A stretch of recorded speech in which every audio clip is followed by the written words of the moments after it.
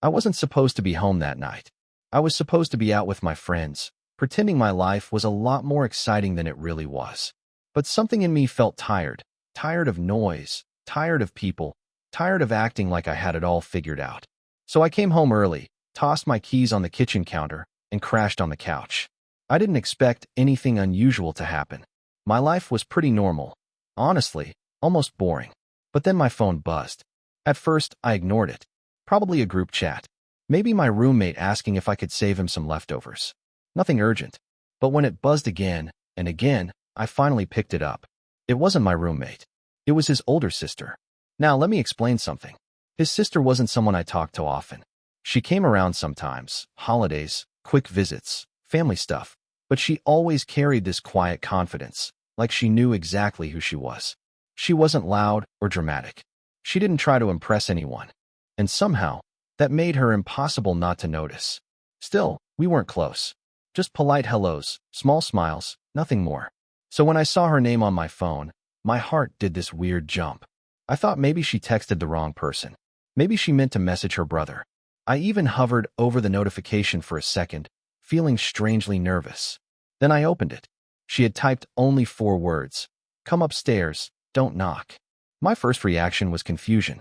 Upstairs? She wasn't supposed to be here today. Her brother wasn't home either. He told me earlier that he would be out all night. So why was she here? And why would she want me to come up without knocking? I stared at the message, waiting for a follow-up text, something that explained the strange request. But nothing came. Just silence. And that silence somehow made everything louder. The ticking clock, the faint hum of the fridge, the sound of my own heartbeat starting to speed up. For a moment, I wondered if something was wrong. What if she needed help? What if something happened upstairs? What if she texted me because I was the only person in the building she trusted right now? But there was another thought too, one I tried to push away but couldn't. What if she wanted to talk to me specifically? What if this wasn't an accident? I wiped my palms on my jeans, stood up slowly, and looked toward the stairs like they were the doorway to a completely different world. I kept rereading her message, trying to make sense of it. The "don't knock" part felt the strangest of all. It meant she didn't want anyone hearing me. It meant she wanted the door to open quietly. It meant this wasn't something casual. My heart thudded in my chest as I walked toward the staircase, every step feeling heavier than the last. But when I reached the first stair, my phone buzzed again. This time with a message that made everything 10 times more confusing and 10 times harder to ignore. And that's when everything really started. Because the next message wasn't anything I expected at all. The second message lit up my screen before I even took another step.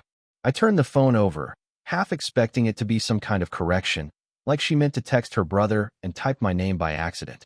But it wasn't a mistake. It was her again. This time, she wrote, "I know you're home. Just come." I froze right there on the staircase. How did she know? I had been quiet the whole time. No shoes at the door, no lights turned on except the one in the living room. And she hadn't been downstairs. At least, I didn't think she had. So either she heard me come in, or she had been waiting. But waiting for what? Before I tell you what happened next, you need to understand our weird, complicated history. Maybe then all of this will make more sense, though honestly, at the time, none of it did. I met my roommate, Zane, during college. Cool guy, easygoing, but not exactly responsible.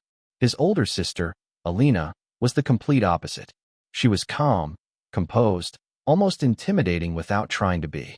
The kind of woman who didn't need to raise her voice to control a room. People just naturally paid attention. She was 9 years older than us, already working, already settled, already living in a world so different from ours that whenever she visited, she felt like someone who didn't belong in our messy, 20-something universe. She'd walk in wearing her crisp blouse, her hair tied back neatly, and she'd give me that polite smile that somehow made me forget how to breathe. But our interactions were always minimal. Few words, light conversation, nothing personal, nothing that crossed any lines. Still, there were moments. A glance that lasted a second too long. A soft laugh when I said something stupid. A warm hand on my shoulder when she passed by me in the kitchen. None of it meant anything, I told myself. She was just being kind. And maybe I was just imagining the rest because I was young and stupid and easily affected. Months passed like that. Simple, harmless interactions. She visited. She left. Life stayed routine. Until a week before that text. That was when everything shifted. Zane had gone on a last-minute trip with friends, and because she was nearby, Alina stopped by to drop off some things for him. I opened the door, expecting her usual polite distance, but she looked different. Tired. Maybe even a little upset. She stepped inside without speaking much and set the bag down on the table.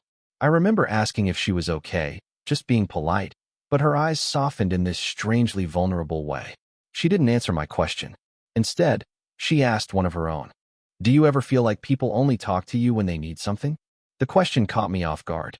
Before I could respond, she shook her head, almost embarrassed, and brushed it off. She left quickly after that, but the look in her eyes stayed with me for days. It felt like I'd seen a part of her she didn't show anyone. And now, 1 week later, she was upstairs, texting me to come up without knocking.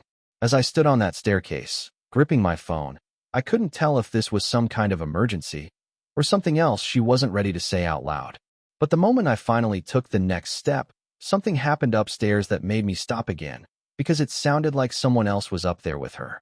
I froze halfway up the stairs, because the sound I heard wasn't small or accidental. It wasn't a creak or a shifting floorboard. It was a voice, low, muffled, and definitely not hers. For a second, I wondered if my mind was playing tricks on me. Maybe it was the TV. Maybe something fell. Maybe I imagined it. But then it came again, clearer this time, like someone was speaking from right behind her closed door. My chest tightened. If she wasn't alone, why did she text me to come up quietly? Why tell me not to knock? And why would she want me to walk into a room where someone else was already with her? 100 possibilities rushed through my head, none of them making sense. Maybe she needed help, but couldn't say it directly. Maybe she was arguing with someone and didn't want him to hear me coming. Maybe something had gone wrong, something serious. My thumb hovered over my phone, ready to text her. Are you okay? Who's with you? But before I typed anything, my phone buzzed again. Another message. Don't stop. Just come. No greeting. No explanation. No hesitation. Her words felt sharp, almost urgent, like she could see me standing there frozen. But the tension in my stomach only got worse.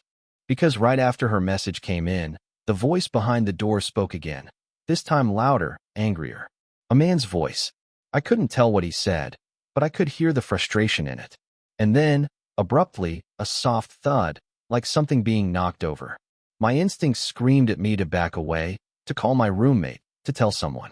But something deeper pulled me forward, some mix of worry for her and the faint memory of how she looked that day she came over, tired and hurting in ways she never explained. I took one more step, gripping the railing, my pulse thundering. Another sound echoed from her room.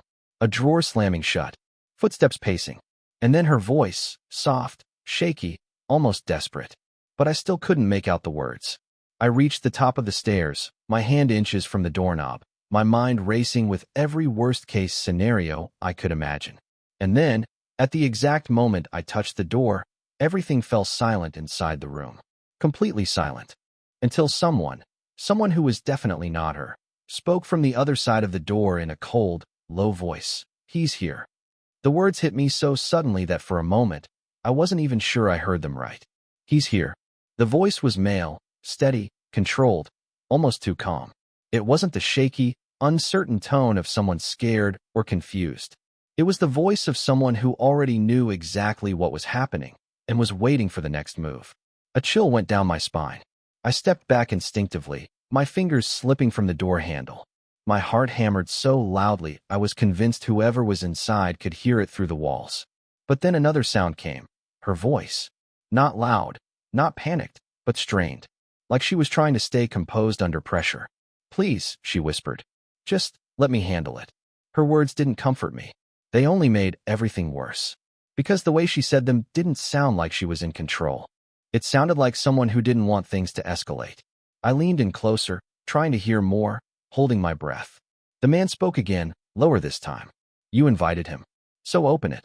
My stomach twisted. She invited me? Those texts, she meant them. She wanted me here.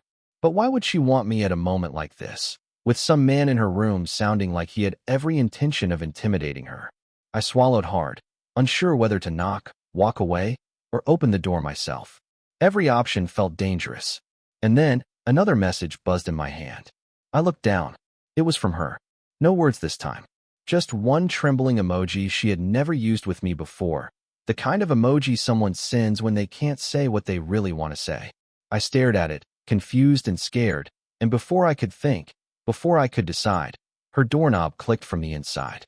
Not turning, not opening, just clicking, like a warning, a sign that something was about to happen. I took another step back, the floorboard under me creaking loudly in the quiet hallway. The man's footsteps moved closer to the door. Slow, heavy, purposeful. I imagined him standing right behind it, listening to my breathing, waiting for the perfect moment to decide whatever came next. Then her voice came again, this time clearer, more urgent. "Don't open it," she said. "Please. Not yet." My pulse spiked. Not yet. What was supposed to happen after yet? The air outside her door felt like it was pulling me in and pushing me away at the same time. Every instinct fought with the next one. I didn't know if I should run or stay or break the door down. And then something happened that I wasn't ready for. The man laughed quietly, not mockingly, more like he had finally understood something I didn't. "So that's why you called him," he said. My entire body locked up. Called me for what? The floor inside the room shifted. A bag dragging. Something being pushed aside. More footsteps. 2 sets now, moving around each other. Then, silence again, until the man said, in a voice colder than before, "Open the door, or I'll tell him myself." My breath caught, and before I could react, before I could even step away, the doorknob began to turn from the inside. Slowly, deliberately, and just as the latch clicked, the door started to open. The door opened only an inch, but it was enough. Enough for me to see her face. She wasn't scared the way I expected. She wasn't crying. She wasn't hurt. Instead, she looked guilty. Deeply, painfully guilty. And before I could say her name, another figure stepped into view. A man I recognized immediately, even though I hadn't seen him in months. Her ex. The same ex she once told her brother she was completely done with. The same ex who, according to Zane, had moved to another city and started a new life. But he was here, standing in her room. And when he looked at me, there wasn't anger in his eyes. There was something worse, recognition. Like he already knew exactly who I was and why she had called me. He pulled the door open wider, revealing the mess behind them. An open suitcase, scattered clothes, a half-packed bag. As if they'd been in the middle of something big, something urgent. Then he said the words that flipped everything upside down. "So he's the one you were leaving with?" Leaving with? My eyes shot to her. Her lips parted, but she didn't deny it. She didn't deny anything. And that was the moment everything shattered. For a moment, I couldn't move, couldn't breathe, couldn't even process the weight of what he'd just said. Leaving with me?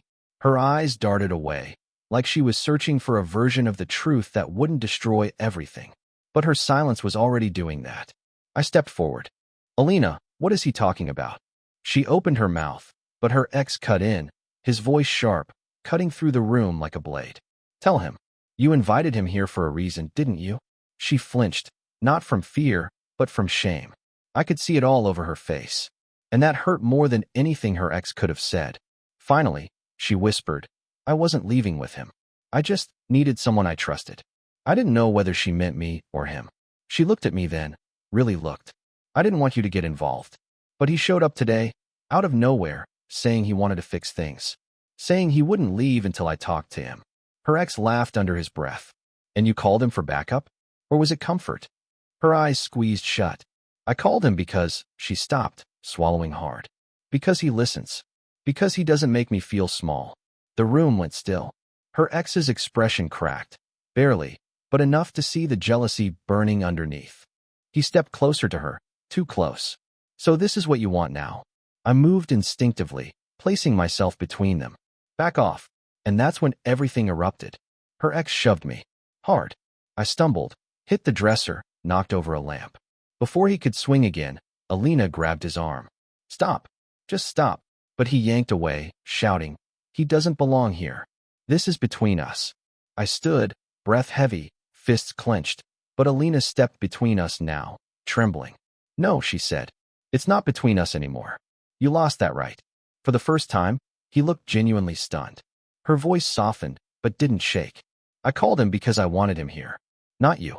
He stared at her, then at me. Then suddenly, without another word, he grabbed the half-packed suitcase and stormed out. slamming the door so hard the walls shook. Silence filled the room. I turned to her, my chest still tight. Why didn't you tell me everything?